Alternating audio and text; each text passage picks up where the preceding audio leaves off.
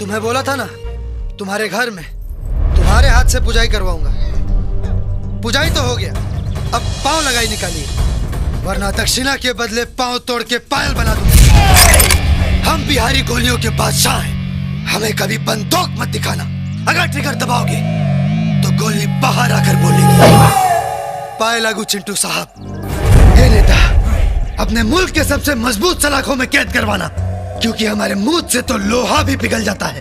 तजुर्बों ने शेरों को खामोश रहना सिखाया है, क्योंकि धाड़ का शिकार नहीं किया जा सकता। कुत्ते भौंकते हैं अपने जिंदा होने का एहसास दिलाने के लिए, मगर जंगल का सन्नाटा